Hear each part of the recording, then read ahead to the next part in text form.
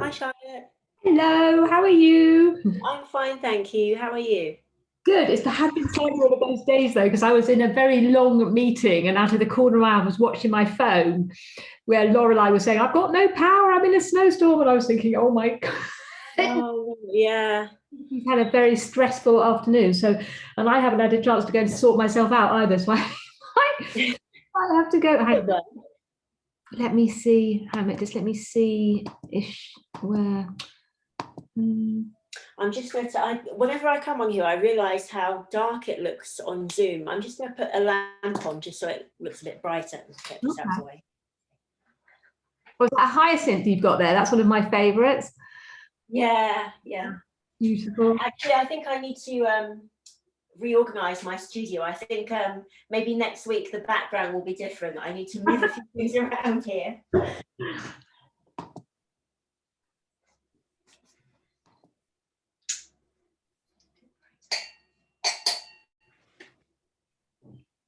Right, so I've just made, oh, hang on a minute, I'm going to pause. Okay, and then Zoom. Welcome, everyone. Hi, everyone. There we go.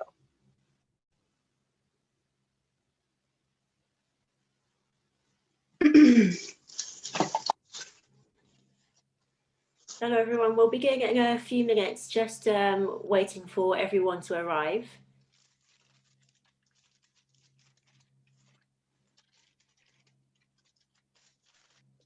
While people are coming in, I have to say something to Laurelie. Laurelie, yes. You've been talking about your Caran d'Ache birthday present, and I turned 50 in June, and my sister hadn't given me anything, and I was like kind of lamenting that I have like these 3 cheap watercolor pencils. Well, next thing you know, wouldn't you believe, she sent me this. Dang! Wow, that's fantastic. This is thanks to you. So I can't wait to break them out. Thank you. No, not at all. I hope you enjoy. I'm excited about both of you guys. This is in Leighton House. This has been amazing. I'm definitely going to donate, and I just want to say every time they post that there's another series, I get so excited. And you guys are an awesome team, and I just. Oh, thanks so much. That's wonderful to hear. That's so lovely of you. Thank you so much. Welcome. And if anyone works for Caran d'Ache, you can always sponsor me as an artist. Or if anyone who knows anyone, I'm, what is it, like 12 years? I think you're an influencer. I think you need to be like an artistic influencer, and you should be like, they should be overflowing. Every week there should be packages arriving. I'll write a testimonial. Sure. Let's figure this out. Okay, it's a mission. Yeah, exactly. We need to get on that. Okay. All right, welcome everyone. Thank you for that. Happy energy after today's very strange occurrences and not having electricity up until 30 minutes ago. It's very, your positive energy has made me feel much better. So yeah, welcome everyone. Ayesha, do we want to wait one more minute? There are 11 people in the waiting room. Yes, so I think we just maybe wait for them to arrive. Okay, cool. No problem. I'm just going to check the chat. Hi, Margaret, a fellow Canadian. Everyone from everywhere. It's absolutely lovely.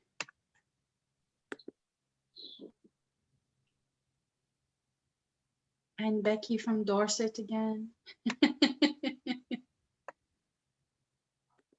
Hello, everyone. All right. So we are gonna enjoy today. It's gonna be similar to what we did last week if you were in the class last week, but there's gonna be some added skills that we're gonna do, or we're gonna learn, sorry. And yeah. Laurelie, would you like me to go through the housekeeping quickly? Please. Yeah, I didn't start yet. I was just trying to fill the space.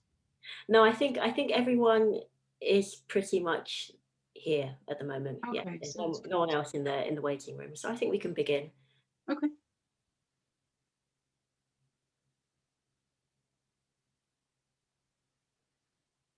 Are you going to read the slide? I can only see it's not on the housekeeping one. Oh yeah, sorry. You are completely right. That's okay. Yeah, it's been a stressful day. So thank you everyone for joining us and welcome. We just ask everyone to please make sure that you're muted and turn off your camera for the duration of the session. Please feel free to use the chat box if you have any questions or if you'd like to make any comments or share your thoughts. I'm here to help you throughout the workshop, so just direct any questions at me and put them in the chat. And we'll take a break halfway through, so about 6 o'clock UK time. Yeah. Yeah, sorry, getting ahead of ourselves here.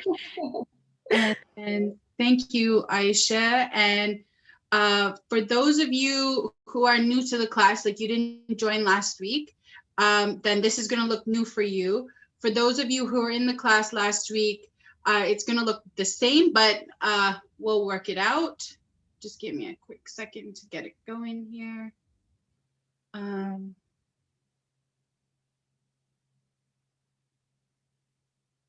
Okay. So, oops, come on.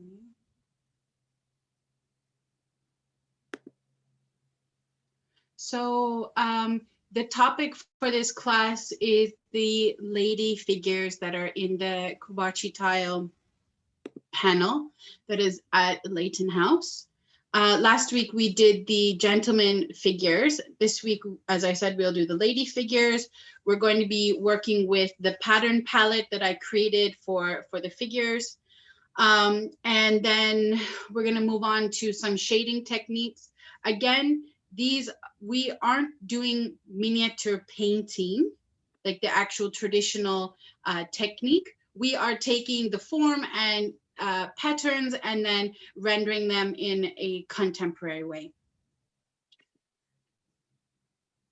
So just quickly, the Google Drive and class materials, they are yours to use and to peruse. But when I say that, I mean I have no way to police it, and I wouldn't want to, but they're for you to use. I've spent a lot of time putting them together, so please just use them for yourself. If you would like to send your artwork to us, you have two options, or you can send it to both of them, obviously. So damascustiles@gmail.com, that comes directly to me, and then to charlotte.villiers@rbkc.gov.uk. And that goes to Leighton House and to lovely Charlotte. And you can obviously tag us online at our respective accounts. So Lulu Ateliers, Leighton House Museum, and Aisha_illuminates.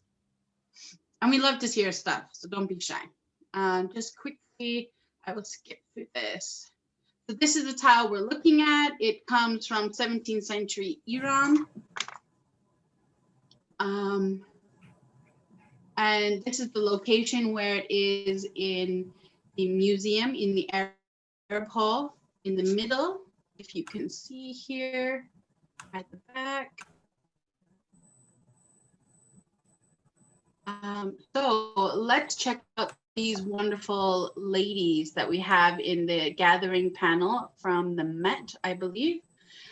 So the thing that I want to encourage you to do today is don't hold back when it comes to putting in the patterns. Lovely lady in waiting over here, patterns on her. So in the figures that I've given you, there are lots of there's lots of flowy garments and fabric where you can be creative with what you put in there. And also this very sunny yellow color, which makes me think of spring. Anything else here?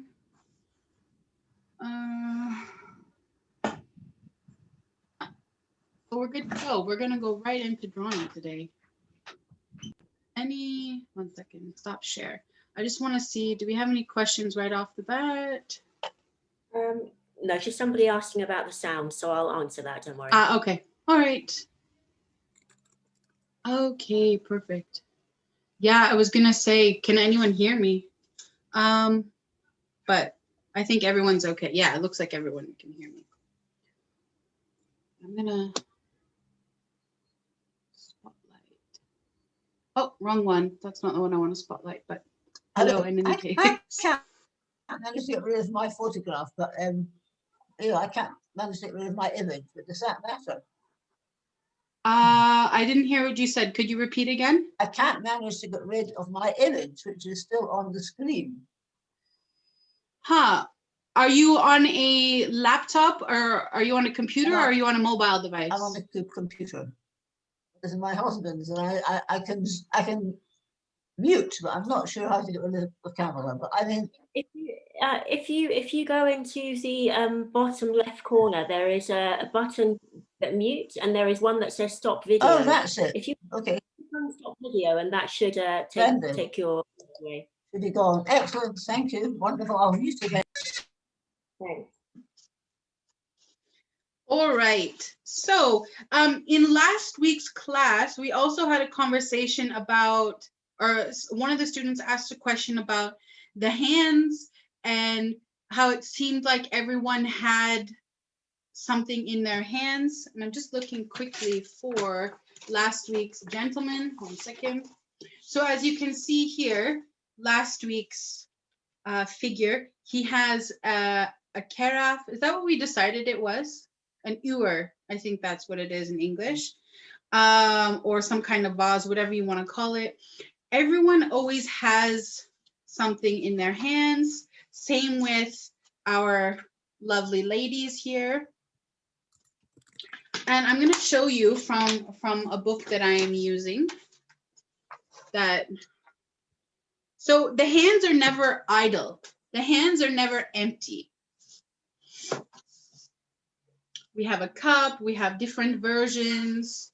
Let's see, a cane sometimes if the person is old, but it doesn't necessarily represent being elderly. It actually usually represents wisdom. And a lot of the different things that the characters hold in their hand do have symbolic meaning. So for example, a goblet, and I'm trying to see if there is a goblet here. I guess kind of this one up here technically, but I don't know what the thing is on the bottom. A goblet represents intoxication.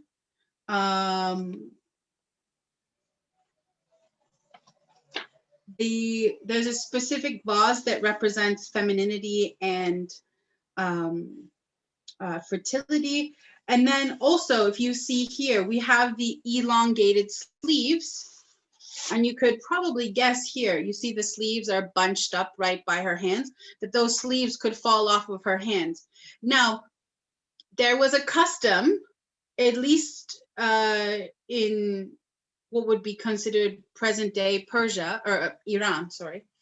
There was an understanding, or an understanding that showing one's hands to someone who was older than you, like significantly older than you, was considered rude. And so their hands would remain covered. It was what is the word I'm looking for? An act of modesty or respect. Thank you. Yeah, respect. There we go. Thank you very much. Yeah, an act of respect. So that's why you'll see that a lot of the time you'll have figures that are in the presence of the king or of someone who is respected, and the people who are sitting below them and around them have their hands covered. So very similar to this. And then with these, if you see this one here, can you see the bottom of the page? Yes, sometimes about the feet too. I'll tell you which book this is after. Here you can see there are prayer beads at the bottom. And so this is more of a pious or religious kind of statement that's being made about interesting characters over here also. You can see the length of the sleeve, and I haven't seen any female figures actually drawn with their sleeves longer. It doesn't mean it doesn't exist, but it just means I haven't seen it. Yeah, here's an explanation here. Hidden hands within the clothes or sleeve has become common in Iranian paintings. Respecting their elders caused individuals to hide their hands to indicate their etiquette and humbleness. That's the word I was looking for, humbleness. So this is instructing portraiture for Iranian painting. I'm learning miniature painting myself. I have been for a while. This is the book I constantly use. There's very little, this is the actual cover. There's very little actual English in it, but the actual quality of the English isn't that bad too. So for what is there, it's good. Laurelie, we just have the name of the author, please.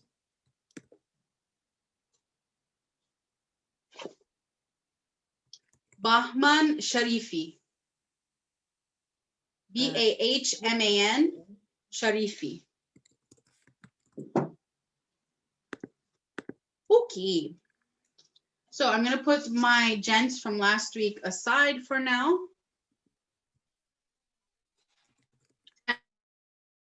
And we're going to continue. So for those of you who weren't in class last week, I discussed coming up with a theme for your, I want something more, a theme for our friends over here. So I had come up with the idea of weather. So this lady here represents snow for me. Why I have flowers, please don't ask. I jumped the gun. But I used masking fluid and then painted around it and it came up.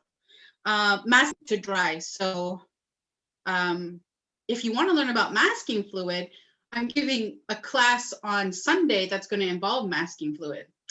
So if you're interested in masking fluid and Western African fabrics, let us know. Okay, sorry, I'm getting ahead of myself. So you'll get this in the kind of package, you'll get this, and I think there are some arches as well, a singular figure, and then our pattern palette over here.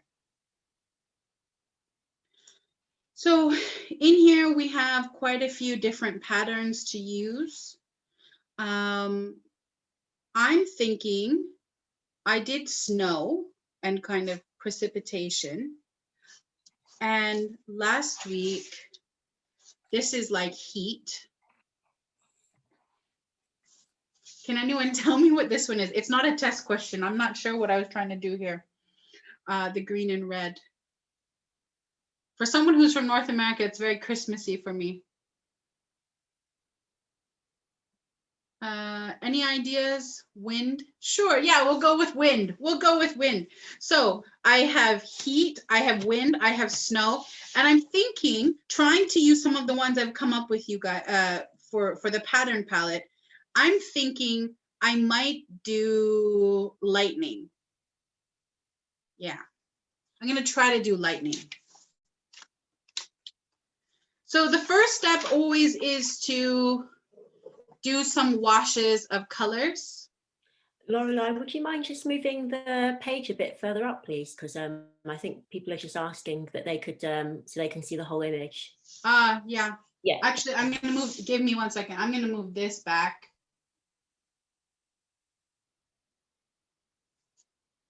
People are also curious to know where you can buy the book, because I think a few people have tried looking online just now and yeah.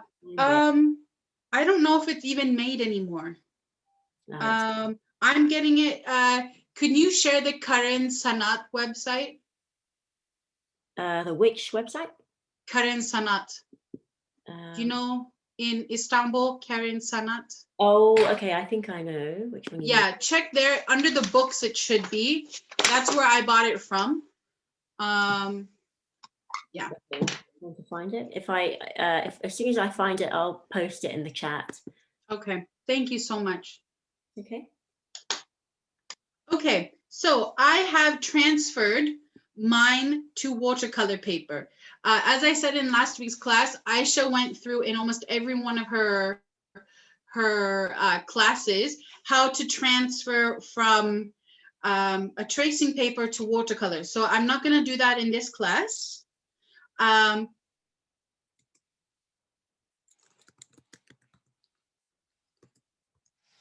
You work directly on. This is a chance to decide what you want to do. You've got 2 figures here for trial and error, and then in the end, after we do the arches and the flowers, you can combine them in whatever way you would like. Okay, so I have this really lovely color called Mineral Violet. And I have to move this for a second and forgive my kind of dirty palette. Has my screen gone? Yeah, we've just lost your image of your work, Laurelie. Just give me a second. 1 second.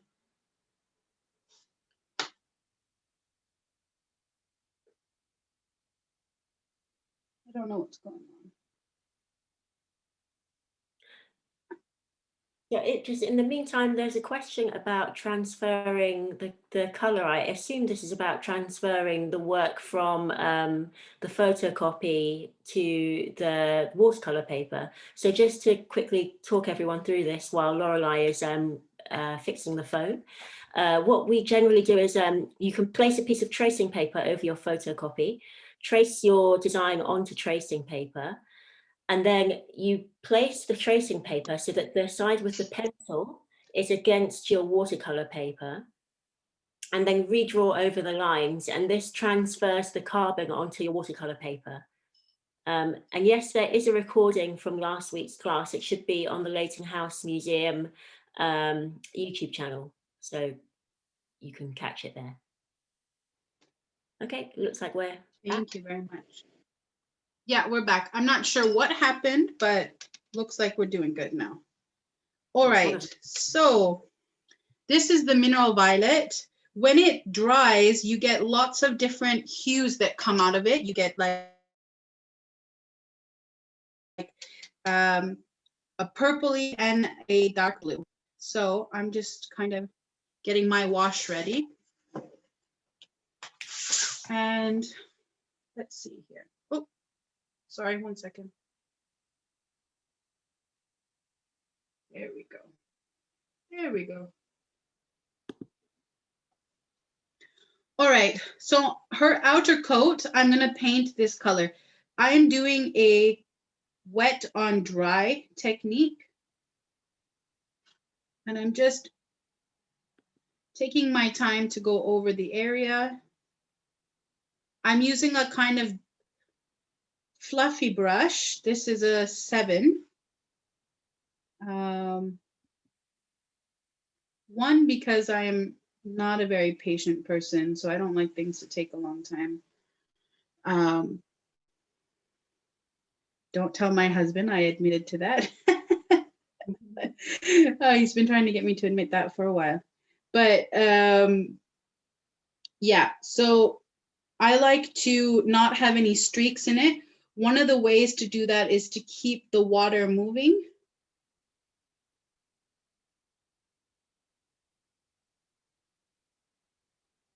And as you can you see the color coming up here? This is because the composition of this watercolor has a few different pigments mixed together. And then when they sit on the page and the water evaporates and the paint dries, you get a really, really beautiful pooling of color.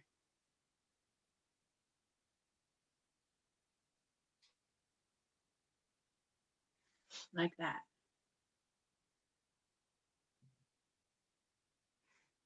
All right. So just gonna get.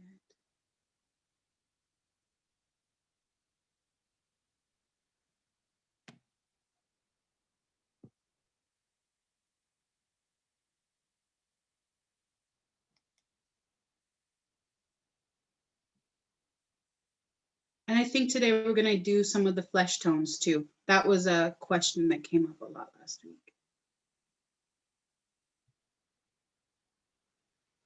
Are there any questions, Aish? Not at the moment. There was something a little earlier about when you mentioned you're using masking fluid in a class that you're teaching, and I think somebody was interested in what class that might be. Yeah, that is, I'm teaching a class on Sunday, 10 a.m. Eastern Standard Time. A part of my Imperial Threads class. Is that with scripts and scribes? Yes, exactly. Okay, so I'll find that and put the link in the chat as well. Sure. So in that class, we're going to look at two things. We're going to look at the indigo dyed fabrics, and we're going to look at some prayer caps that have some really beautiful stitching and embroidery on them. What? Sorry. My apologies. So I've just put in the chat, everyone. I know my screen went, don't worry. Laurelei's classes with scripts and scribes are just in the chat if anyone is interested in taking part in those. Okay, we're back. My apologies again. Okay. And will our scripts and scribes recording the class or? Yeah, everything's recorded. Okay, thanks. Yeah, everything's recorded. And so in that class, to kind of mimic indigo dyeing, or I mean, most people would know it by tie dyeing, we're going to use some masking fluid to replicate that. Well, that sounds nice. Yeah, I'm excited for it. So it's you use the fluid as a resist, I guess. Yeah, exactly. Yeah.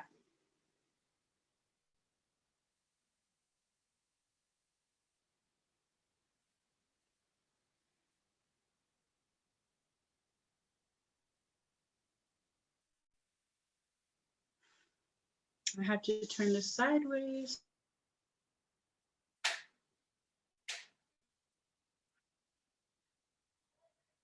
Oh, the chat's gone quiet, which I think means everyone is very busy. But I hope you can see. Can you see? It's a little, in my screen, it's a bit blurred. It's frozen, actually. Okay, it's back. Is it frozen? It was for a few seconds, and now it seems to be back. Okay. Okay. I'll show it again just in case. Okay. So. I'll show you how to pull out the ruffles after once the paint dries. So if you can see there, do you see the kind of variation in the color, the blues and the purples? The pink isn't coming out so much on the screen, but I swear it's there. Oh, it's beautiful. Yeah. This is from that brand I was talking about last week, that Roman Smalls brand. I have an obsession. They're all handmade, and you know, the price isn't astronomical either.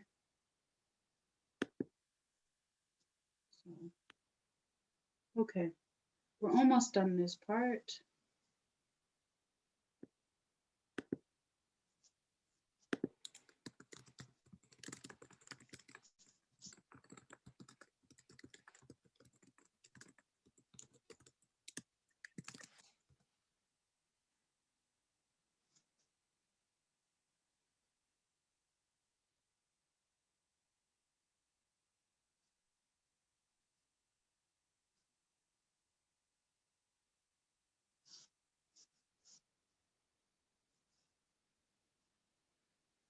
Okay.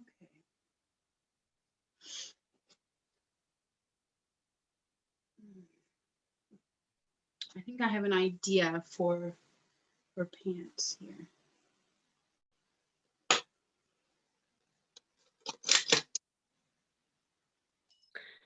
So the recorded classes should be up on the Leighton House YouTube channel. I think the last week's one has not quite gone up yet, but there are classes from the previous 2 terms with Laurelie and I, and they should be there. I can just check how long they'll be online for you. I think for forever, until YouTube stops being a thing. I hope so. Oh, okay. So they'll be online indefinitely.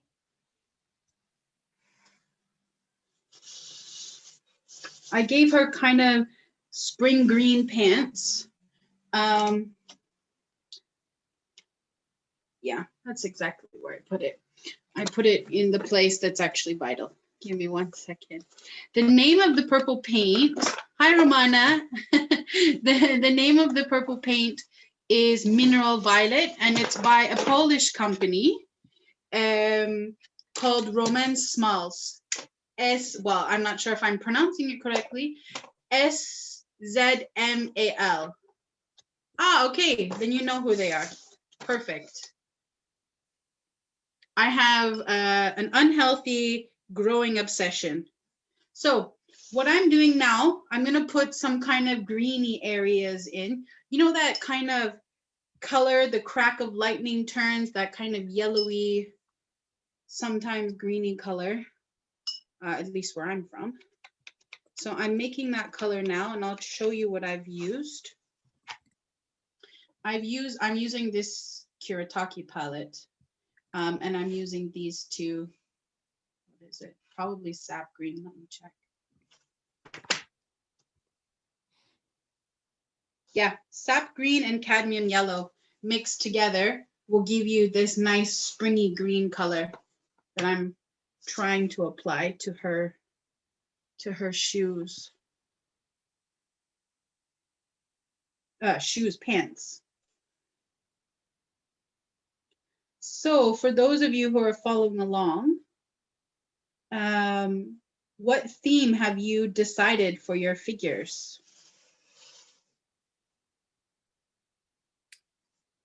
I will let you know as soon as we have some answers to that question. Yes. But in the meantime, there is a question about what high quality gouache do you recommend? I like Holbein. Holbein watercolors and gouache. I like the white, specifically the titanium white from Schminke. It's very, very opaque, which makes my life easier and, and less arduous. So now, as you see here, we have some pooling in her shoulder. And what you can do for that is you just take your brush and you pick it up. And I'm looking for I see my paper towel on the other side of the room. You can just keep picking it up. And it'll just kind of like a vacuum.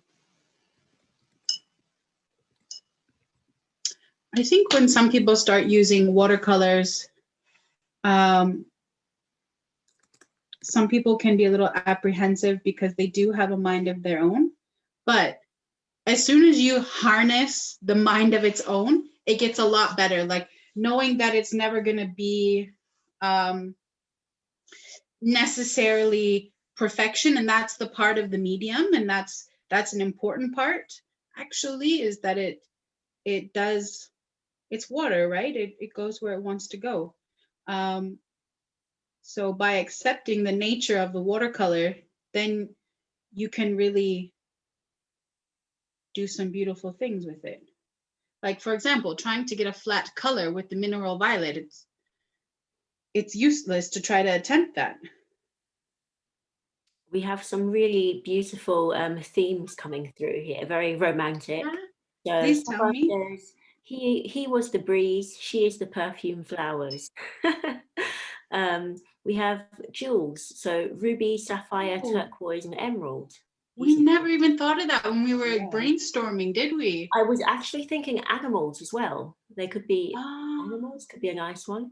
Environments, says Susan, like the ocean and the tundra. oh, nice. You guys are good. Yeah, very good. More seasons. Right. Oh, and someone is doing the Northern Lights. Amazing. Wow. Wow. The Aurora Borealis. I've only ever seen the white ones. I've never seen colored ones. You have to get really far north like close to the Arctic Circle, far north. Okay. This color is coming up quite a bit more yellow than it actually is. It's more green, but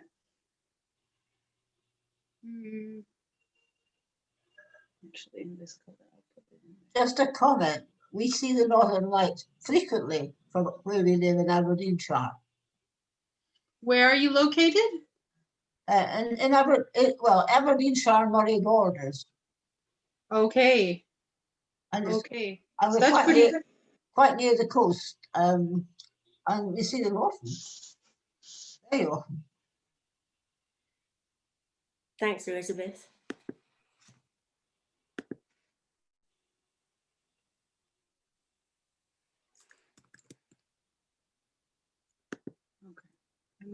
I'm just making some decisions here what I'm going to do. What time is it?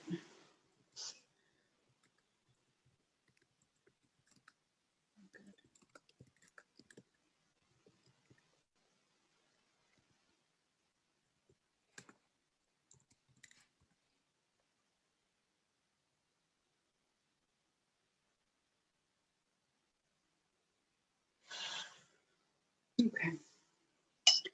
And then probably some purple shoes. And we're getting in all of the flat layers so that we can put some really nice stuff on top, some nice patterns.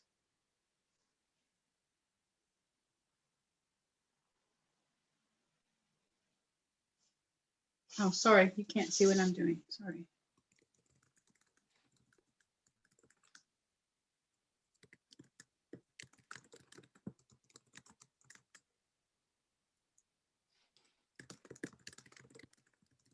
And this purple I'm putting here is the exact same color as the jacket.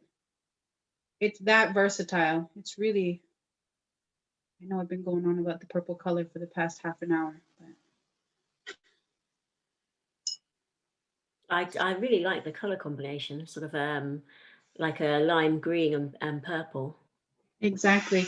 It's like, it's very 80s child of me. You know, the, what's it called? The windbreakers. We just need hot pink now. I can remember my mom saying, those colors don't go together. And she was meaning blue, purple, and green shouldn't be worn together. I don't know why she had this idea in her head.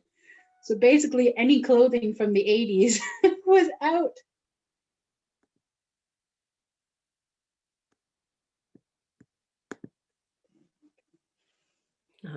Steve says, like Daphne from Scooby-Doo. Yes, exactly. You guys could do Scooby-Doo characters in miniature form. Yeah. And the mid part there, any suggestions what I should do in the mid part there? So yeah, would anyone like to suggest anything in the chat for what to put in the middle? I just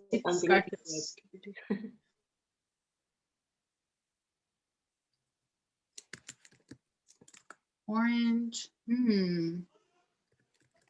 The same green.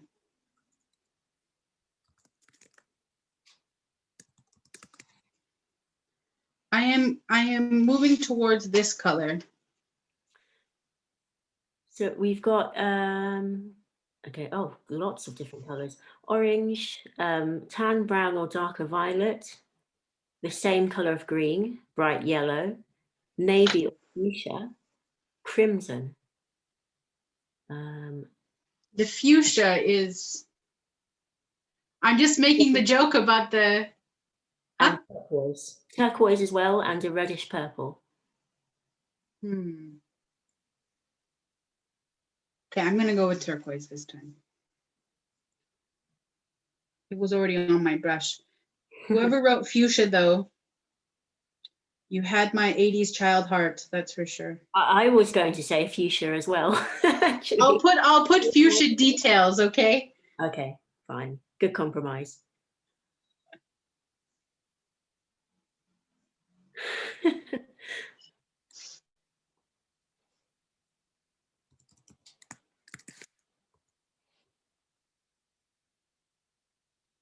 I did tell you guys about that gigantic hot pink tube of paint I accidentally bought, right? Last class? Did I share that story? No, I don't think you told us about that. Oh, well, because of the Imperial Threads class that I'm teaching, there's a few of the fabrics that have a hot pink element to them, or very vibrant pink. Yeah. And I know when I bought it, I was like, oh, that's kind of expensive for pink paint. Not even checking how many mils are in it. And I don't use pink really almost ever in my work. What comes is, and I'll just show you on my screen, something like this, even though I work all the time, a tube like this will last me 4 or 5 years. I believe I have a lifetime supply of pink paint. Oh, wow. And it is pink. Oh, I actually love colors like that. You can always send it my way. Yeah, I was gonna say, if I find out I don't have any use for it, check your mailbox. Okay. Oh, just getting this color now. This is actually malachite, the one I'm using right now.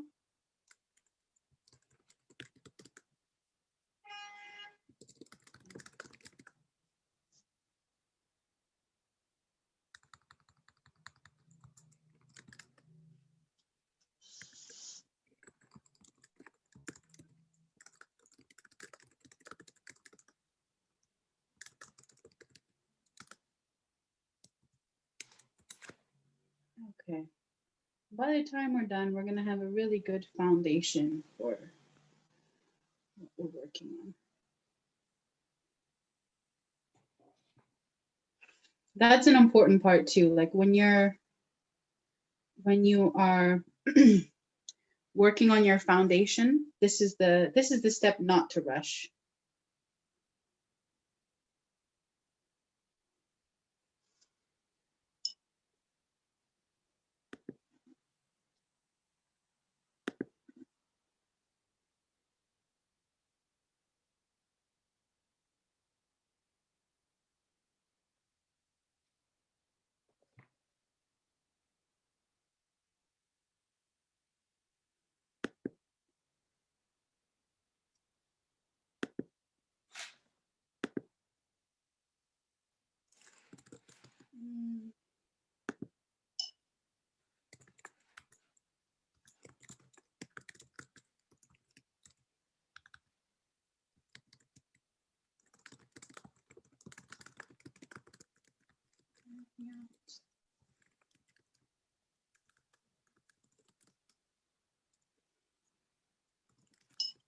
Okay.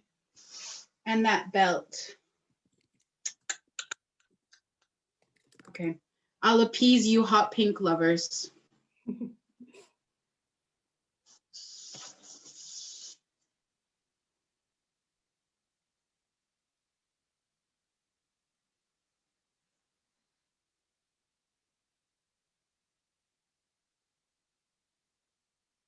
You know, now all I can see is Scooby-Doo when I look at this.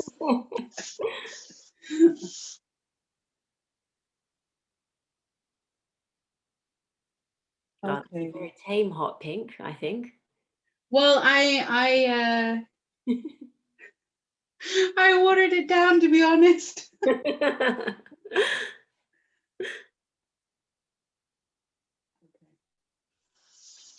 Okay.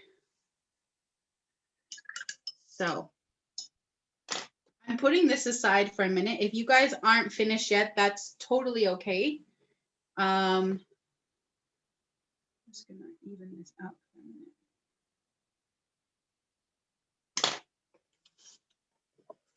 Just gonna put that there.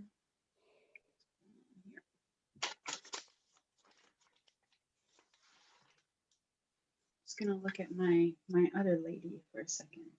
See if there's any improvements I can make. Okay. Let's see here.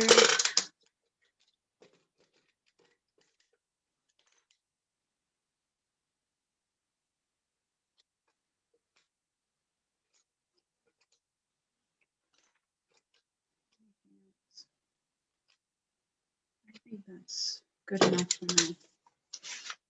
So in this one, I have, this is snow. Okay, I know what I'm gonna do now. So I'm going to do something with her trousers at the bottom there to just kind of make them interesting at least. I saw someone did stripes last week, or a few people did stripes. So I'm gonna copycat you. And yeah, I'm gonna try to work in stripes down here.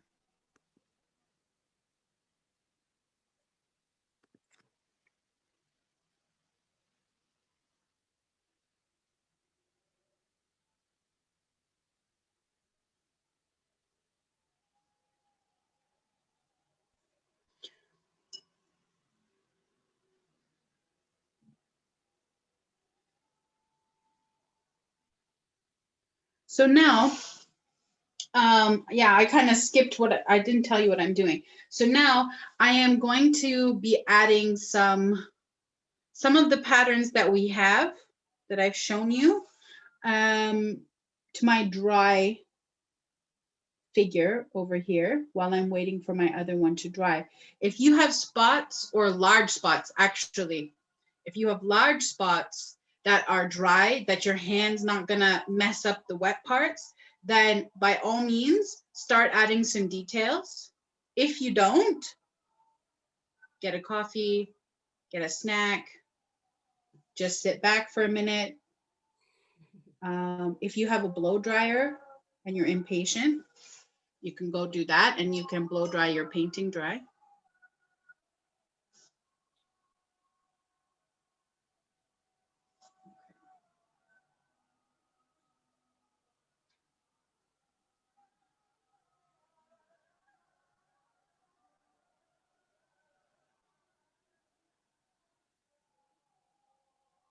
This is a rather simple design, but I think I'm going to add something to make it a little special.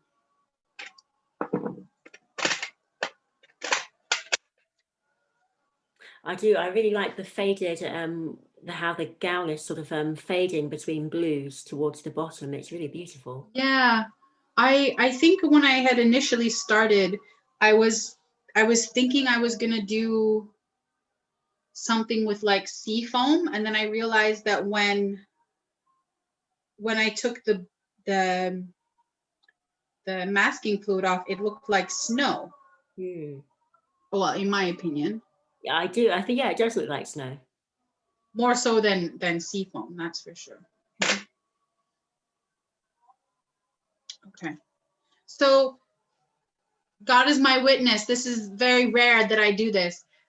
Can you guys see what size of brush that is? It's a 1. This never happens. But I'm going to use it to kind of make a pinstripe. So I'm using some white gouache. This is the one I told you about that I really like. That's very transparent. And then I'm just going to, I don't know if it's even going to come up.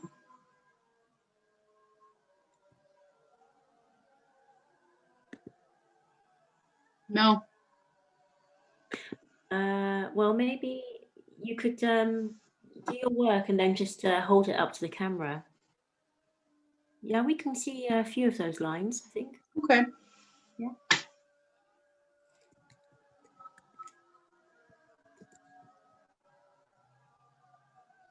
Do you remember learning miniature painting and sitting there for hours painting water?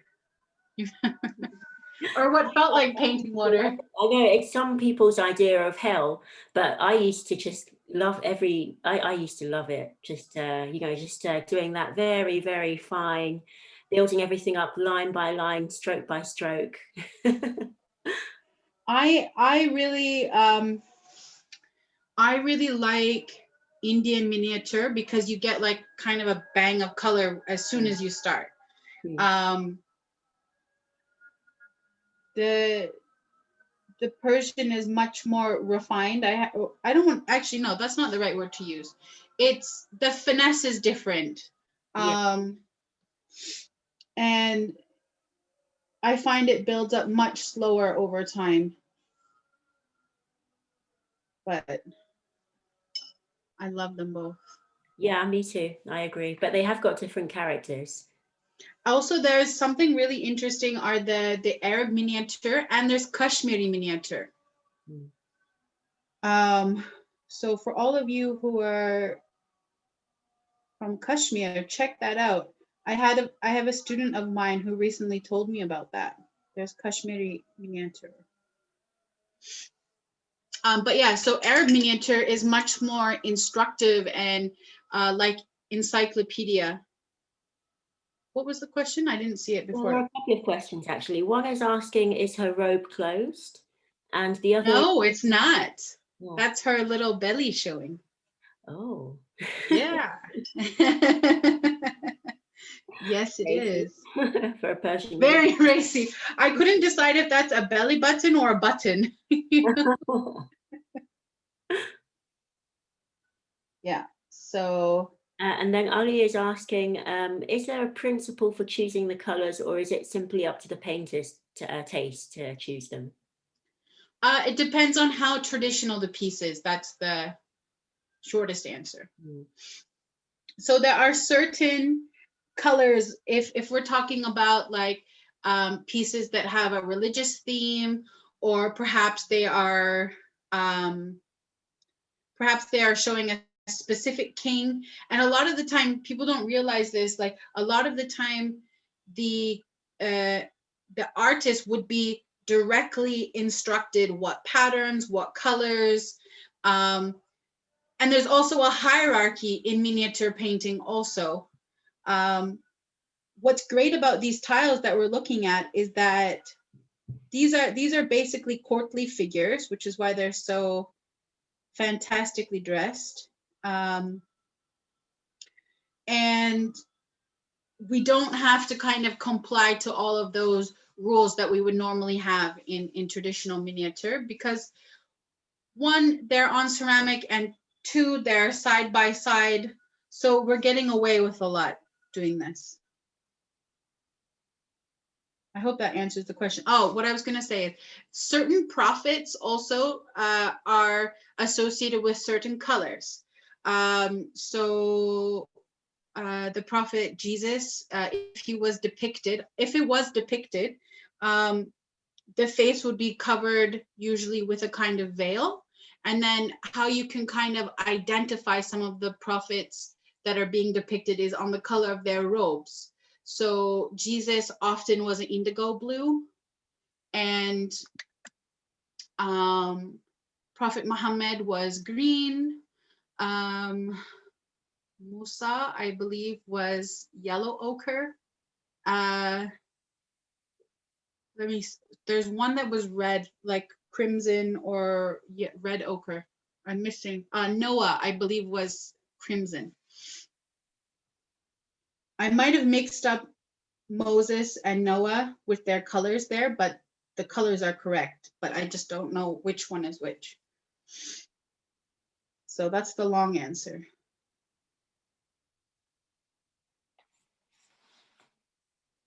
That's really fascinating. I didn't realize that.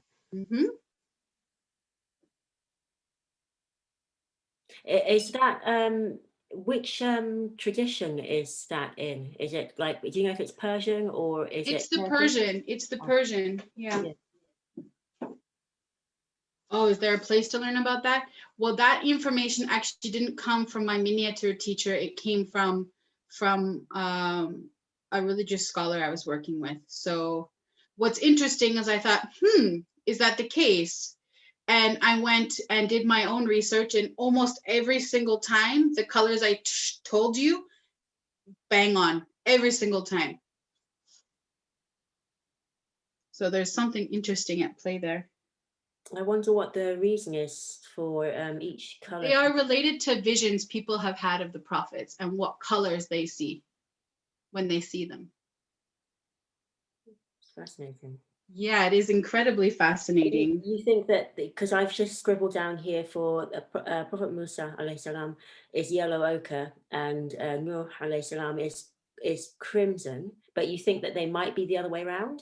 It might be the other way around. I can't remember if I inverted them or not. Okay. And then Miriam is this very kind of blushy pinky color, and Rabia is purple and sometimes moving into pink. Okay, so you can see my striped pajamas here, looking fabulous. We have a few more minutes. Do we have any questions before we take a break? There is another question about color, so a further question about color. It says, the pattern we use in class seems to me more or less like Safavid school of Isfahan. Exactly, yeah. Specific color palette? For the Safavids? I think so, yes. Well, okay, so we're mixing traditions here, right? So when we're looking at certain colors for the ceramics, we are limited in the ceramic technology of that time frame. So if we look at the original, sorry. If we look at the original, I'm just trying to take one out that, oh, it's all attached. Give me a quick second. I'm gonna move this so it can dry also. So if we take out the original, we have some very specific colors here. We have cobalt blue. Okay. Sorry, my earrings. We have cobalt blue. We have chromium yellow. And the green is also chromium. Chrome, not chromium.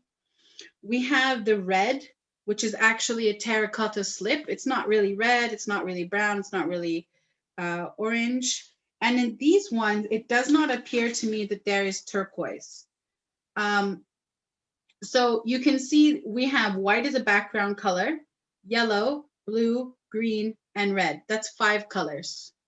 Now, if you move to the Persian miniature tradition, you have something called haft rang, which means 7 colors, which includes brown and turquoise, I believe, if I'm not mistaken. Yeah, so for the ceramics, we have these colors. For the traditional Persian painting, we have haft rang, which is 7 colors. And then for what we're doing, we are just being our good old selves here and choosing what we like based on our theme. I hope that answers your question. Thank you, Laurelie. No problem. Okay, so we are at 6 o'clock. 5 in ceramics in this time period, at least. Sometimes during the Safavid time period, the red is omitted. Like the gathering, the garden gathering, I believe the red is omitted, and you have yellow, turquoise, blue, black, white, and green. I think that's, yeah. a little bit different, but they're all quite similar. And then one, you can have Safavids that are made in Isfahan, and then you have some of the Safavid tiles that are made in a few different locations outside of Isfahan, and they vary a little bit. The Isfahani ones are generally minus, don't quote me, generally minus the red, and there's much more turquoise, which is cobalt oxide for ceramics. Okay, break time. I will see you guys at 6:10. Okay, thank you, everyone. Yeah, please have a break. Make sure you make a cup of tea or coffee, stretch your legs a bit, and we'll be back here at 6:10 to continue with the second part of the session. I'm just going to turn off my camera. Okay. 1 minute. But I will leave this one on, the bottom one on. And if you want to see the other friend,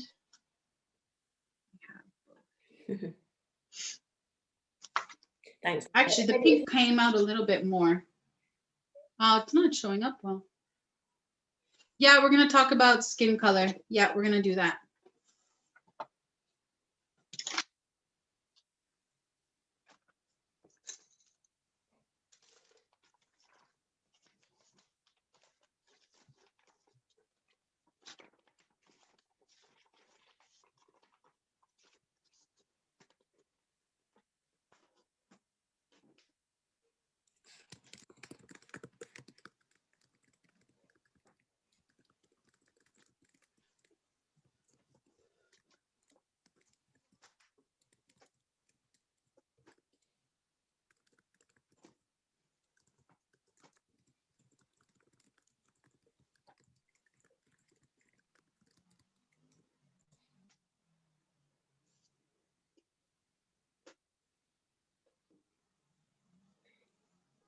So if you have to leave early, you can watch the recording on the Leighton House YouTube channel.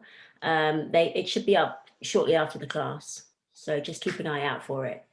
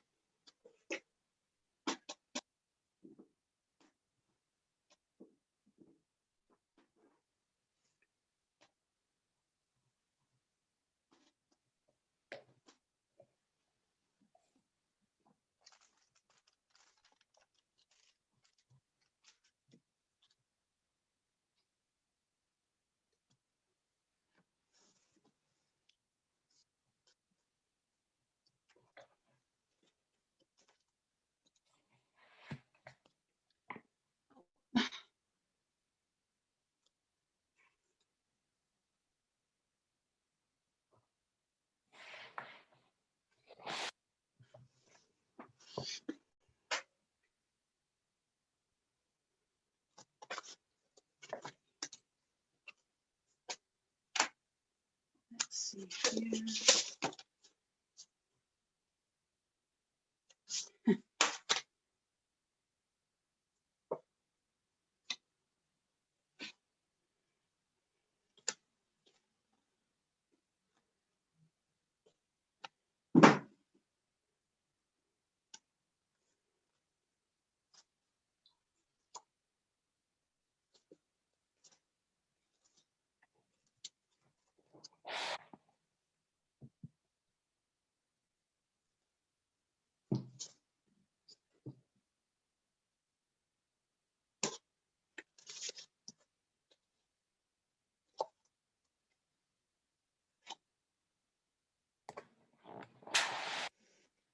I love looking at the faces. It just makes oh.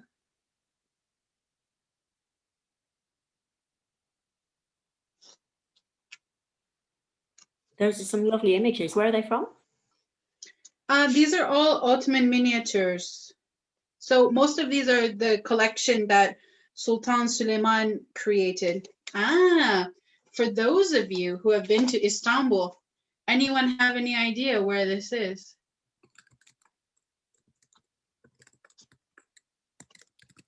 This should help you.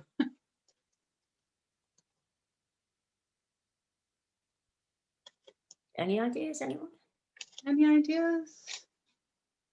Exactly. Well done, Nasiba. Yes, it's the Hippodrome. So how the Hippodrome looks now is very different. This kind of gallery is still there in some respects, but it does look a little different.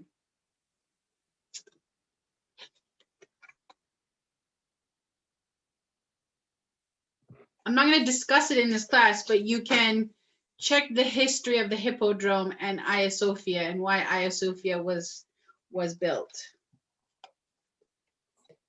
I think my facial expression says it all. Okay, and then I'm going to get the ladies out.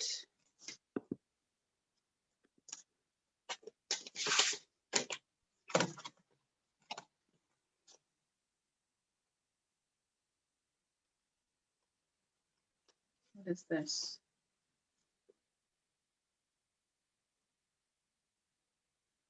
This is some kind of surgery. It doesn't actually say what the surgery is. So, I mean this in the nicest way. Don't ask me what it is because there's not enough of a description.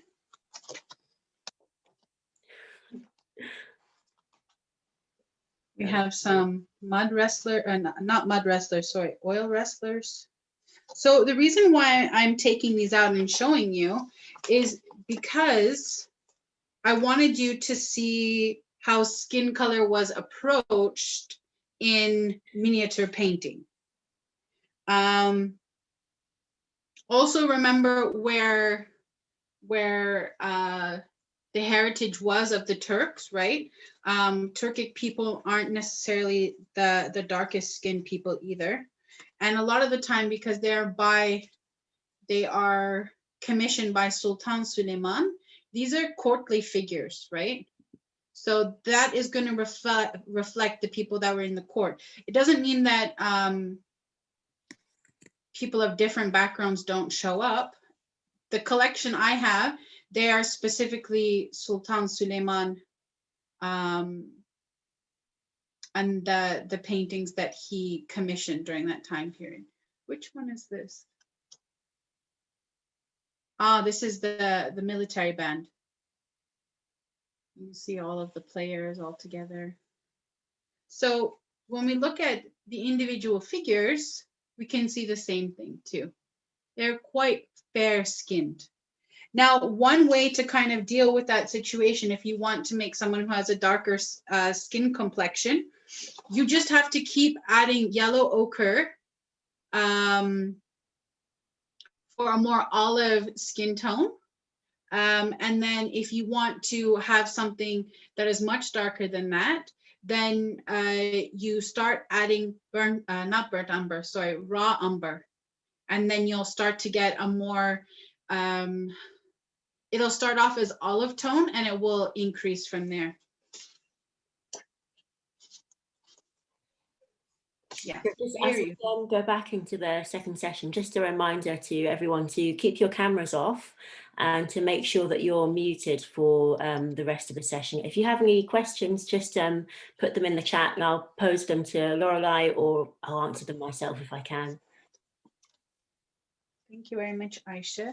And then I want to show you, there's the other one. Where's the other one? And now I'm mixing them all up. Oh, yeah. So these ones, I'm assuming, yeah. As I was saying before, you have a lot of the Arab miniature style. It comes directly from encyclopedias and medical textbooks giving descriptions of how to perform certain surgeries or certain procedures for health reasons, or just kind of the anatomy of the body. There's some really interesting with like the veins in the body and where the veins go. Sometimes correct, sometimes incorrect, but interesting nonetheless. And then sometimes they are demonstrating different folk tales too.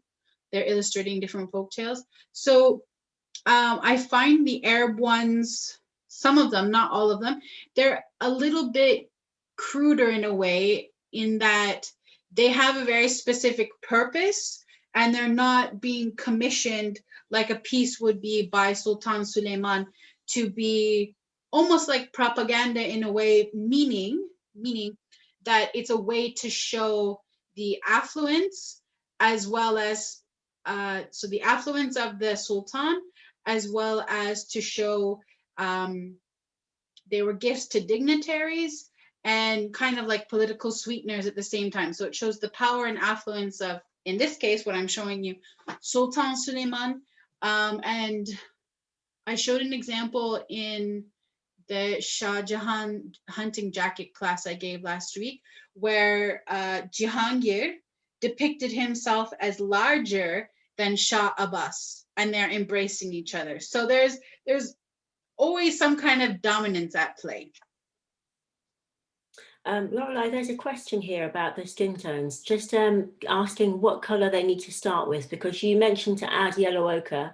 Or I'm gonna give a demonstration now. I just wanted to pay close attention to the skin tones that are depicted first of all. No, thank you. Just as a to show what was done. Yeah. Not as a you have to do this. If that makes sense. Okay. So moving on, and this comes from a collection that I found in an antique store, Ottoman Empire and miniatures. And the research foundation no longer exists. I just was very lucky to find all of them intact. So I don't know if you could find them.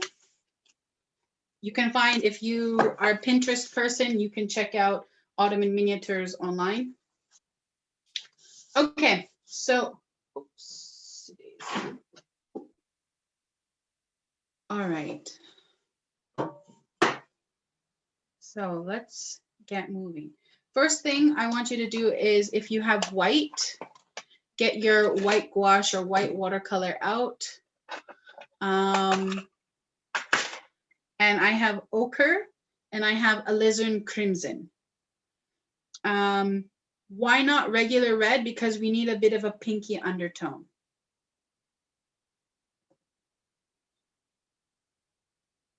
Oh, wrong paint color. Wrong paint color. Let me just check for my crimson.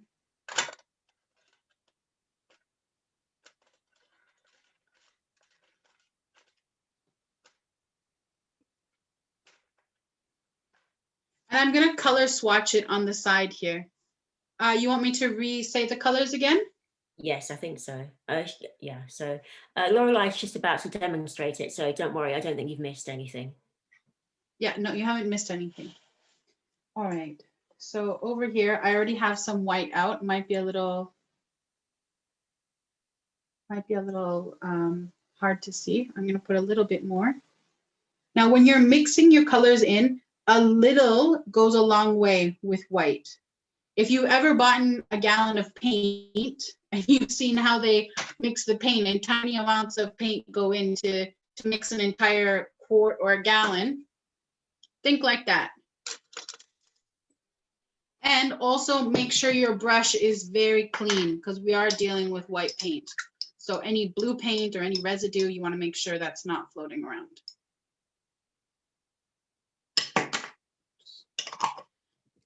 So I have my yellow ochre here. I'm going to take some of that first.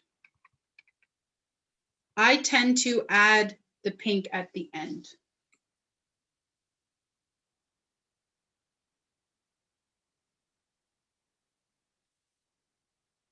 It's not really even showing up on the screen yet. So we've got at the moment white plus a little bit of yellow ochre. Yeah.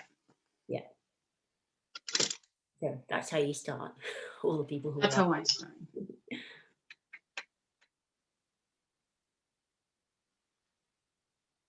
Now I've put a little bit more.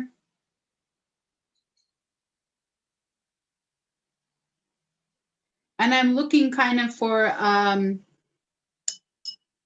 kind of creamy color. Sometimes people will use Naples yellow too. Mm. That kind of bypasses having to use white, but okay.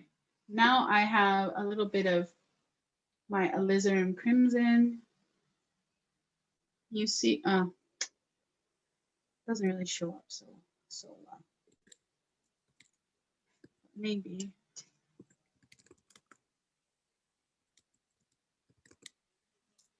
So we've got white plus yellow ochre plus a little bit of red, which Laurelie used alizarin crimson for that. Yeah. Give you a flesh tone.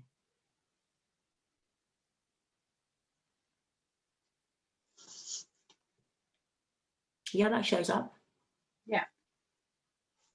That's not bad either. No, it's not bad at all. So that's, is there anything else you'd add, or is that that it? No, that's it. That's it. With the second one, so I have some of the male figures. We can work on doing a darker complexion also after. So I'm just going to be painting in the kind of skin areas, the feet, the hands, etc. No, I don't think you can actually see me doing that right now.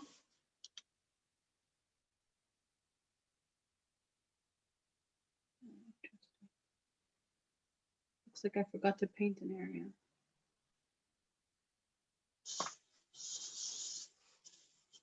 And then our little tummy.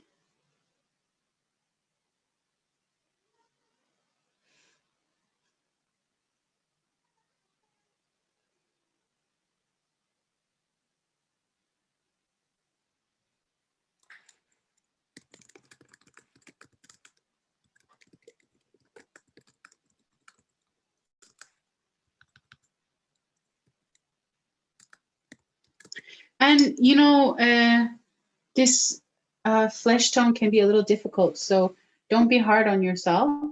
It'll take a couple of times to get the color you want right.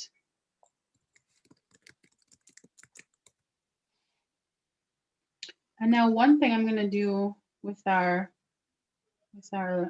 lady here, I'm going to add just a little bit of crimson to the flesh tone I have already. And I'm going to apply it to her cheeks in a minute. Just getting her hands.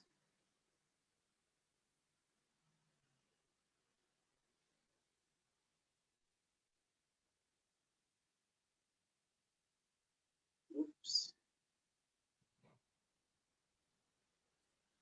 Okay. I think we got everything covered. All right. Now a tiny, tiny smidge If not, she's gonna end up looking like a doll, like, you know, like with two big blush marks on her face. If you want that, go ahead. But I would like it to, I'm a natural makeup kind of person as is. Maybe I'm putting that kind of idea on our character here.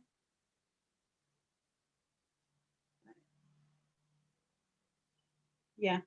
For demonstration purposes, I'm making it a little darker than I normally would. Is the so the flesh color in the underneath, that's dry or is it wet? It's wet, and I purposefully did that. It'll feather out.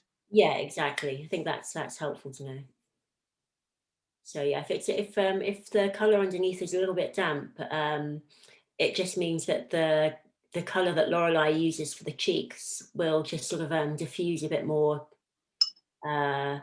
evenly, I think, than if it's dry. Yeah. Yeah. So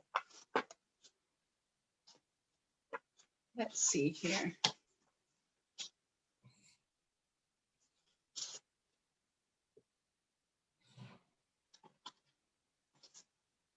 So I'm just gonna, since it's the face we just worked on, I'm gonna move that up so you can still see it. And then I'm going to bring back our friend from last week. And I am gonna get some, oops, that's the wrong one. 1 second. Is that black or is that?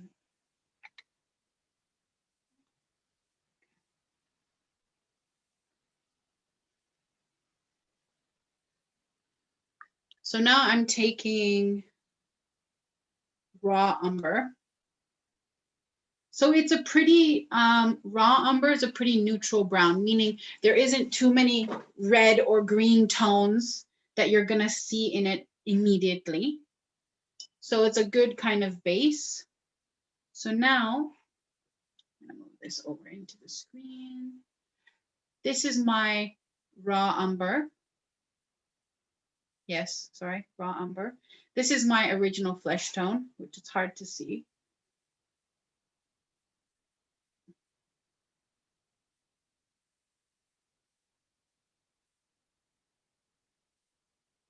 And for that, I might even put in, let's see what happens when we put a little bit of yellow. I was thinking to put a little bit of green. Yeah, I think it does need a little bit of olive green.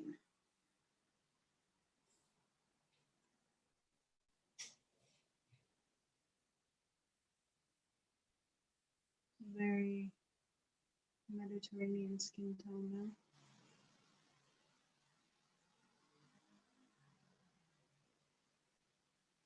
Let's see how it applies. Let's see. And I'm curious to know, Laurelie, how would you make a sort of a darker skin, like an African skin tone? Right. So you would start first with the raw umber. You wouldn't start with any white, and depending on the undertones, you can add like a red earth, or you build up layers of the umber.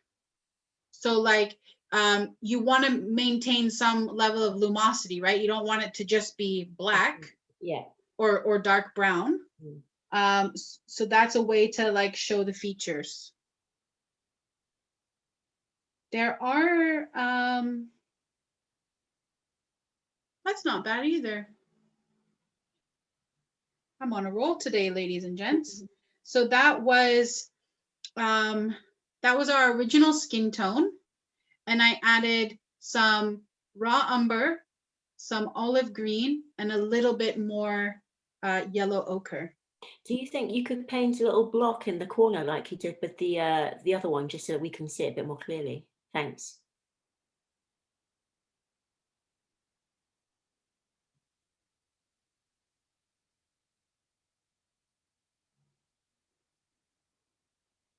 So if you want to see a comparison, there's quite a difference. I mean, when it dries, we'll see.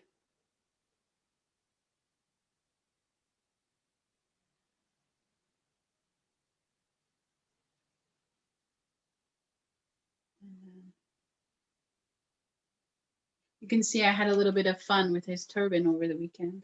Yeah. Oh, he's looking very dapper. I know, I know.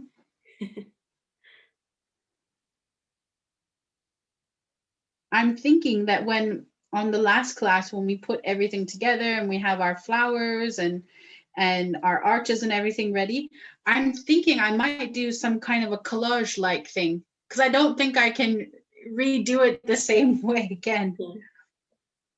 So I might come up with something like that. Okay, that's good for now.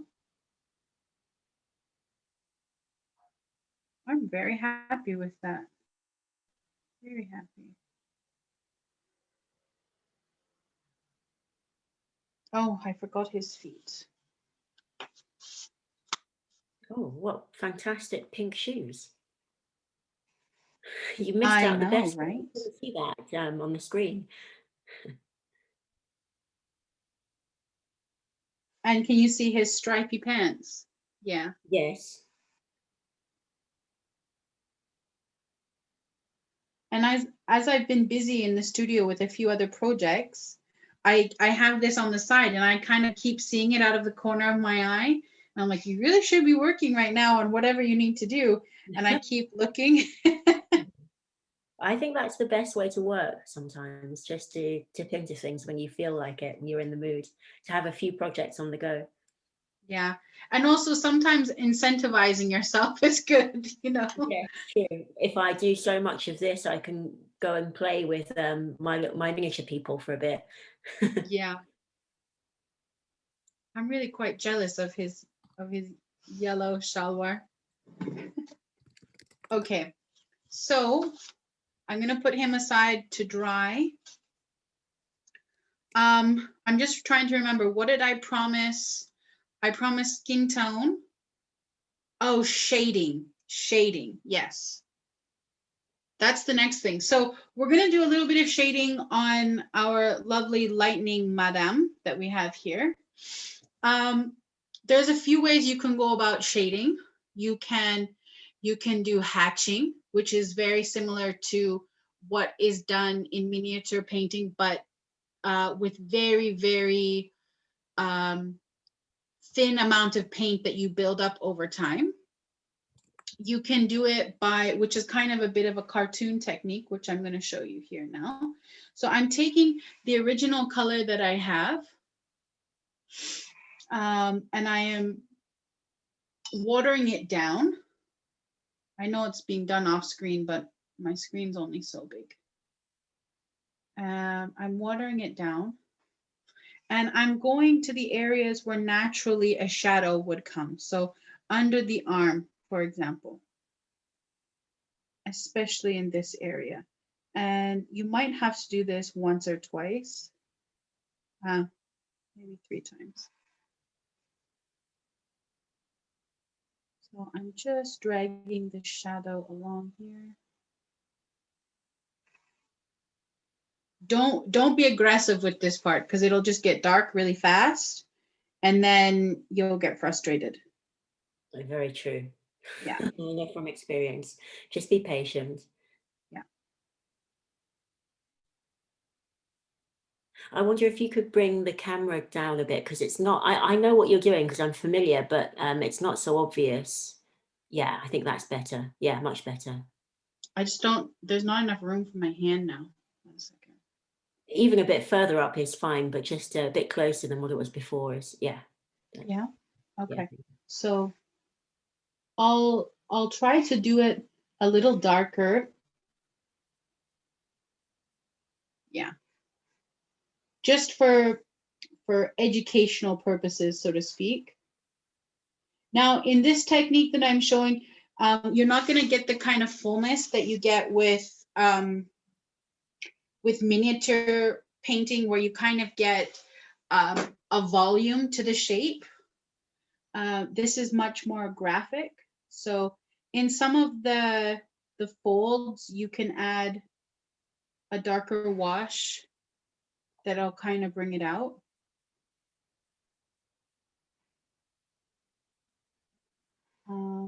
Oh yeah, and then in the folds too. And this is a good technique to do before you start adding pattern. It's hard to shade on top of the pattern because you can end up moving the paint and distorting the pattern you had drawn. Oh, you can't even see what I'm doing. Sorry, I forgot about that. I'm down here now. So I'm just adding.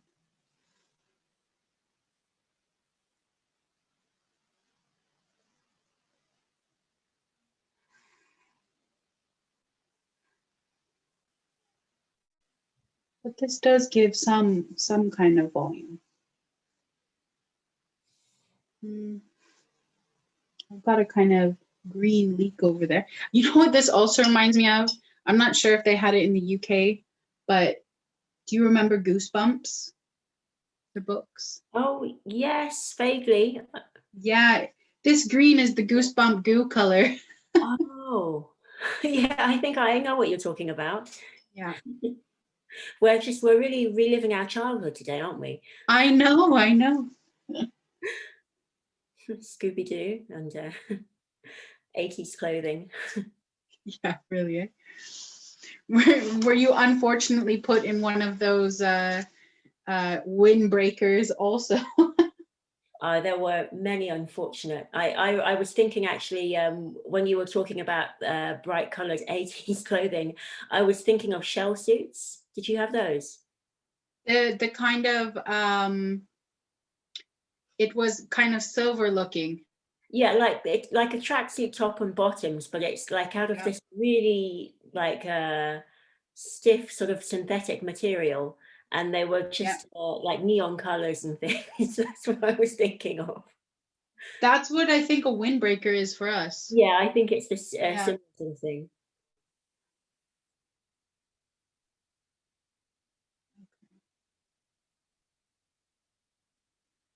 This is one of the parts I love doing, so that's why I'm over here in Shading Town, just enjoying.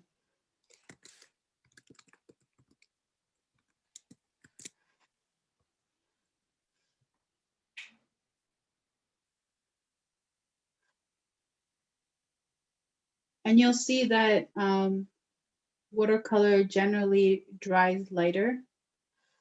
So you might have to go back over into the area and add a new kind of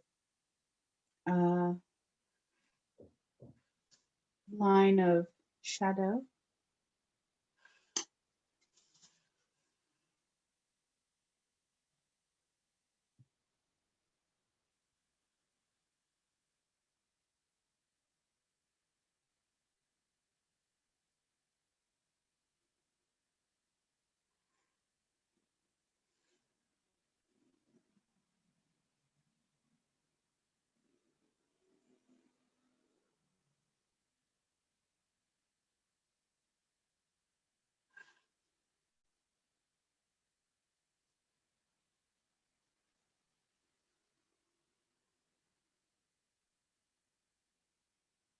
I'm just darkening up some of these. Laurelie, what size of paper are you using? This is A4. Okay.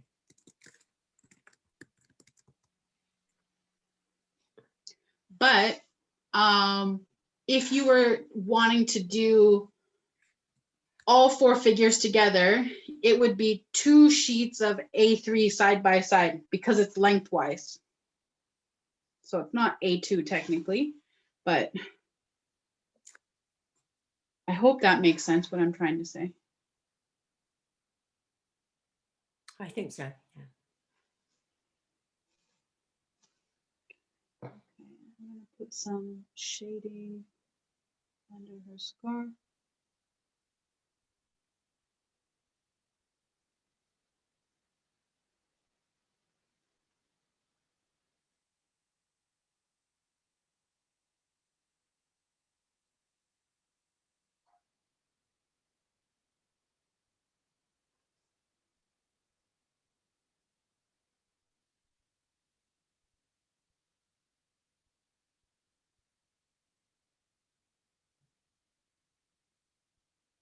Okay.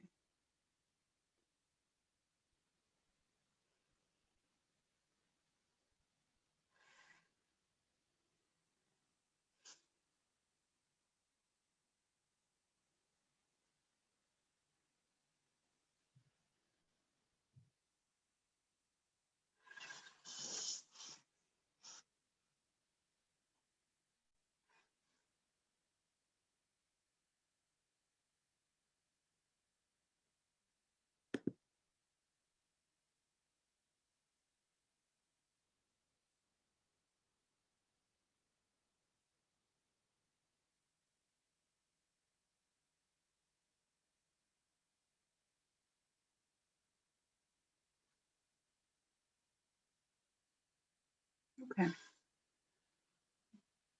I think we're good for that.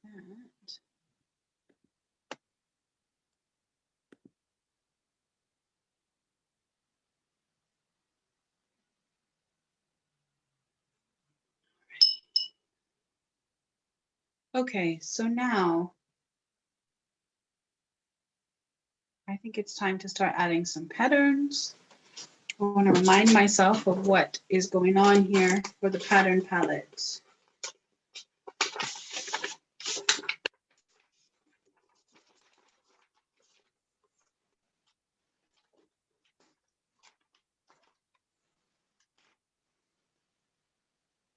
Okay. So I'm trying to think, what does lightning look like? Funny enough, we've had lightning storms here. Just gonna check quickly.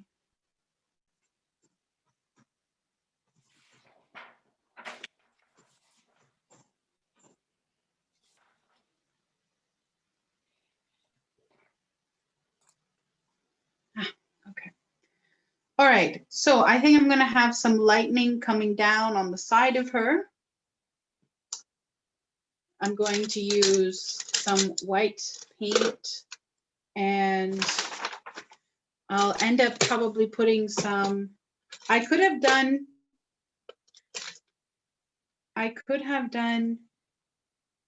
used, sorry, the resist, but I did not plan that far ahead, to be honest. There we go.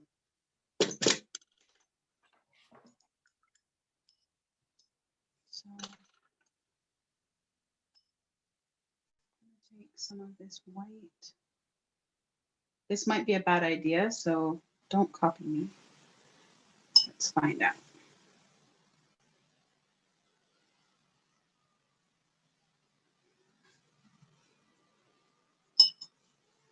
Oh, this is interesting. Yep, I'm living on a prayer right now. So what's that you're putting over the top? This is white gouache. So it's almost like, you know, the cloud that lights up that the lightning comes out of. Yes, yeah. This is what I'm going for. I'm hoping that it's going to happen.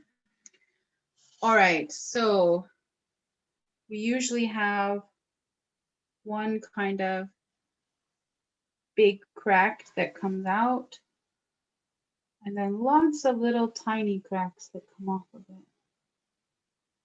So this might involve a few layers of the white paint, but for you guys to be able to see it, I'm going to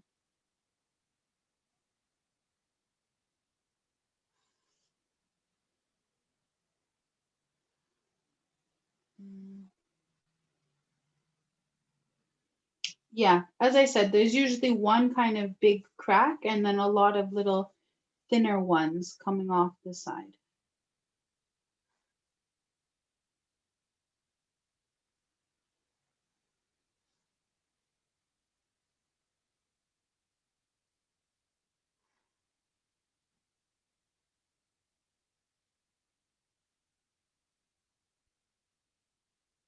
Is it believable?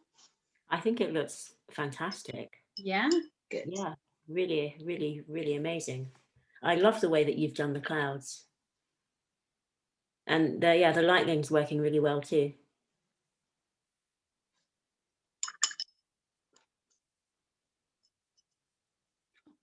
Well, I'm just gonna say, mashallah. That's all I'm gonna say. Mashallah. Now I'm taking the really, really thin brush that I told you I never use. And I'm adding in some more details here. In this case especially, this is why you would want to do the shading beforehand, because trying to shade on top of this and it's already delicate, it's just going to be a pain in the derriere. So yeah. Okay. I'm darkening up this.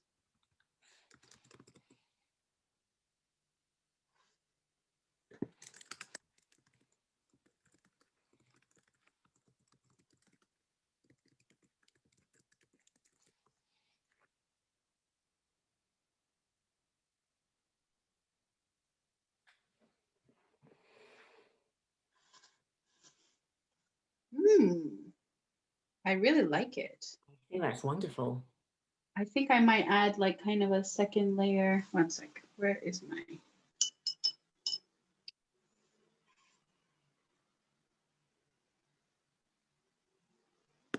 In the way that you've sort of painted like a whole sky and not just a repeating pattern, it reminds me a bit of kimonos.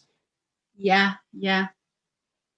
That's interesting you say that, because when I was looking at the pattern palette and I'm like, I don't have anything that's going to help me when it comes to lightning. And then I thought of the, you know, like the cherry blossoms growing across the kimonos. Yeah, yeah. So I was like, okay.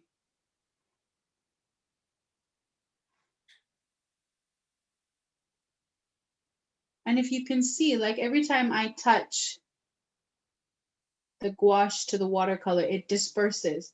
And I know that's going to happen. I'm totally comfortable with that happening. And I hope you guys can be comfortable with whatever, I think, what is it? Bob Ross says, whatever happy mistake comes.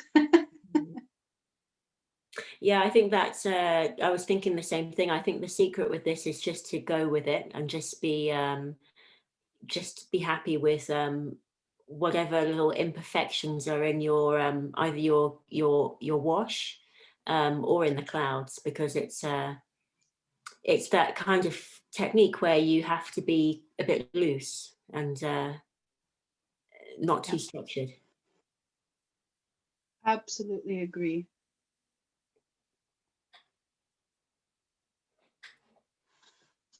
Okay. And you know what?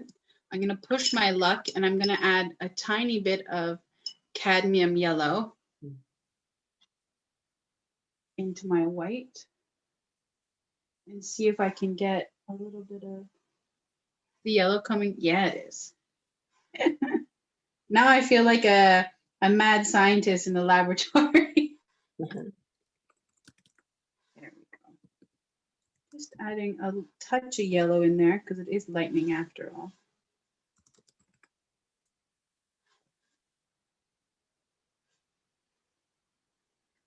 Okay.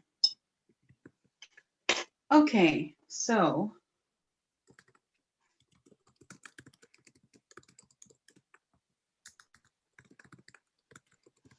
and I'm just extending it down here. Sorry, I know you guys can't see it.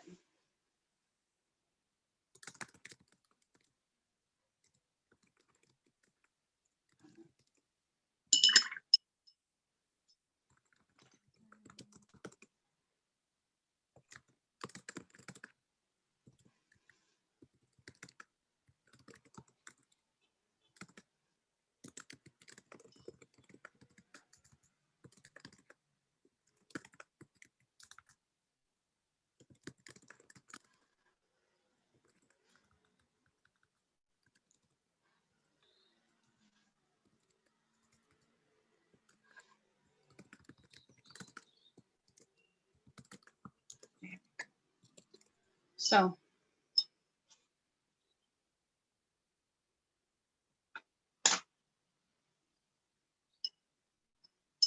what's the question? I didn't see the question about the acrylic. It's Karen is asking whether she can do the same thing, but using the base color is watercolor, but the second color is acrylic because she hasn't got gouache. But I'm not sure if it will disperse in the. If the watercolor has enough water in it, it can be. Like if it's very watery, because I've used acrylic gouache on top of watercolor and I get a similar reaction. And acrylic gouache is basically acrylic paint. But it has a bit of watercoloriness in it because Yes. of the wash element. Well, I'm not sure if it's the same with pure acrylic, because I think acrylic has a sort of a plastic binder to it, whereas watercolor is water-based. So it's a bit like if you mix oil and water, they don't mix properly. When they're both water-based, which acrylic and watercolor technically are, because you activate them with water. Okay. It'll be okay. You won't get the exact same kind of transparency, but your paper is not going to disintegrate if that's what you're worried about. I'm not sure, but I know the acrylic gouache cannot be activated once it's dried, like acrylic. Okay, right. It's one of those weird in between kind of mediums. I think I would just say just try a test. That's the safest, and then see how you go.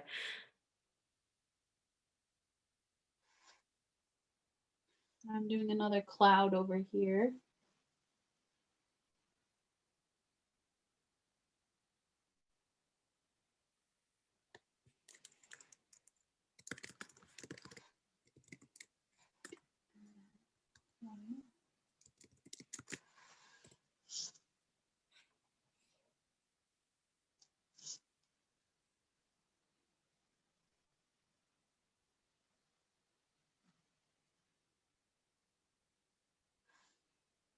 Okay.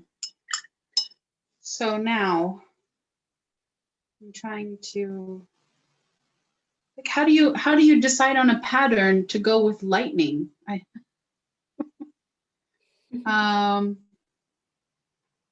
Any ideas, Ayesha, what I could do in the scarf?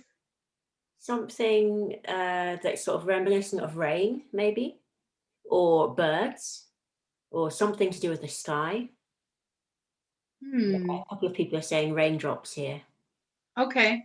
Maybe or a silhouetted bird or something, like or just something that maybe it's not that complex, but just gives the impression of a bird in flight or something like that, maybe.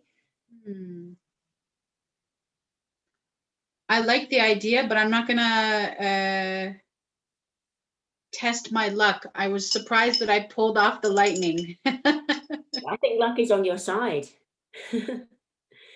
And Okay. then we've also got cloud swirls. That's a nice one. Yeah, there's that. Maybe I'll do some of the swirls in the malachite and I will, I'm trying to think what's going to show up. The white's not going to show up on the green.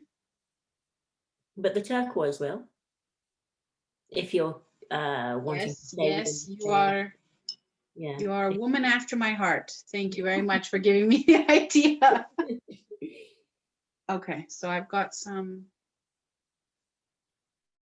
Let's see if the light turquoise works, and if not, I'll move to a darker one.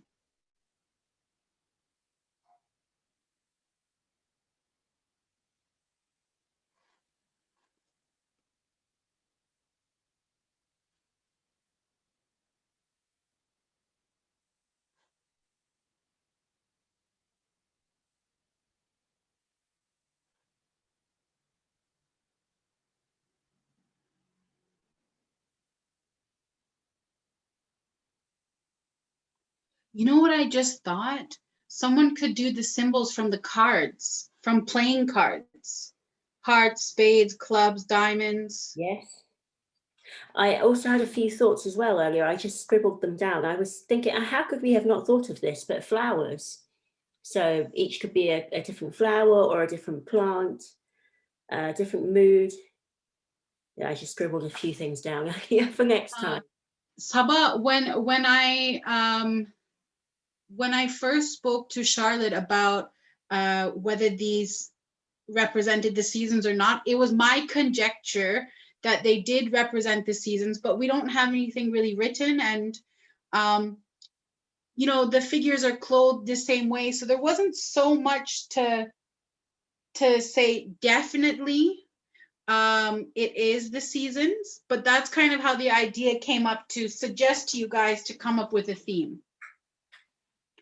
And that's why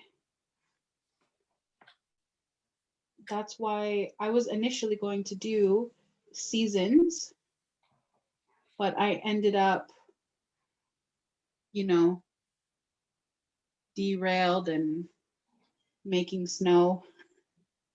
So, okay, I don't know.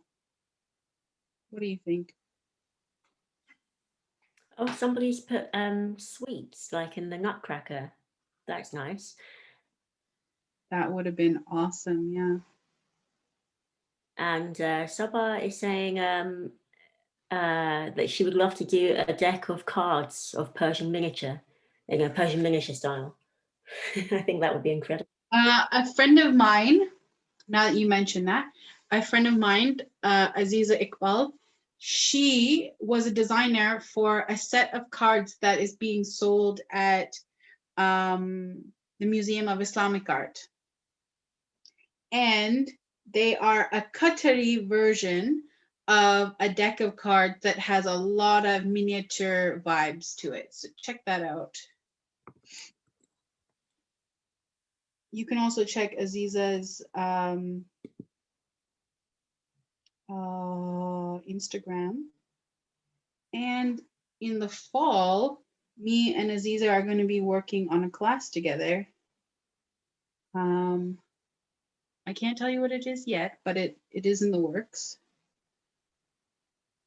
Laurelie, I'm just noticing that we're almost in our last 5 minutes. It's Oh my goodness, we are. I can't believe it.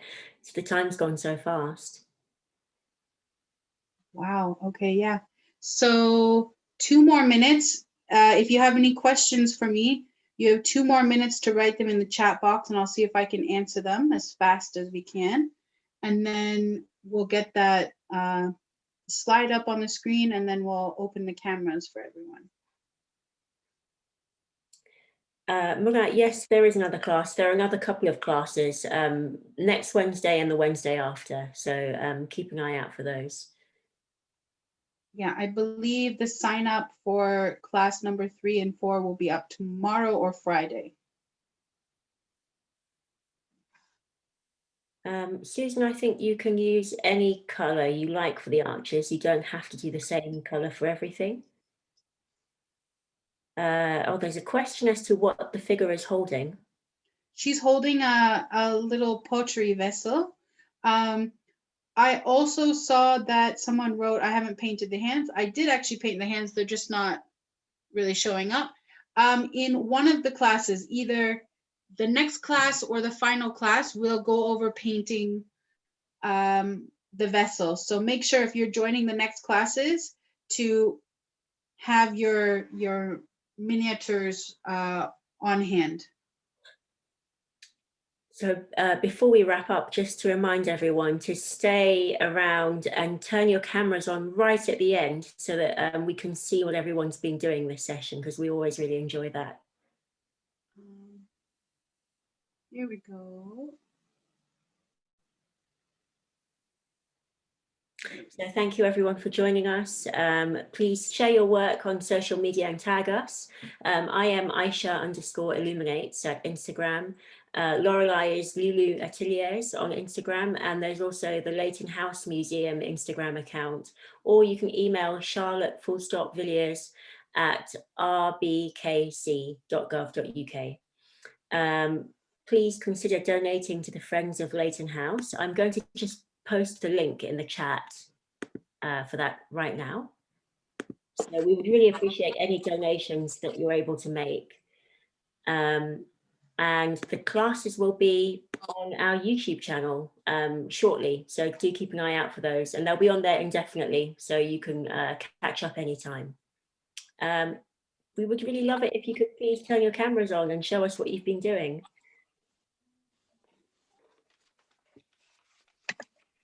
And thank you everyone for joining us. Thank you so much, everyone. Oh, fantastic. Lovely.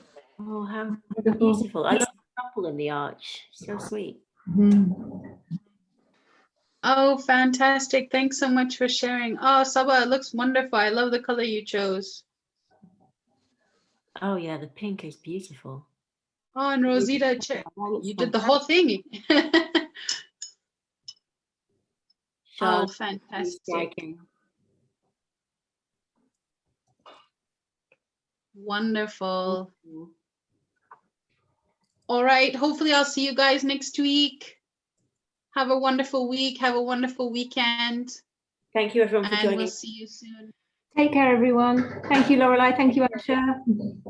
Thank you. Amazing. Bye, everyone.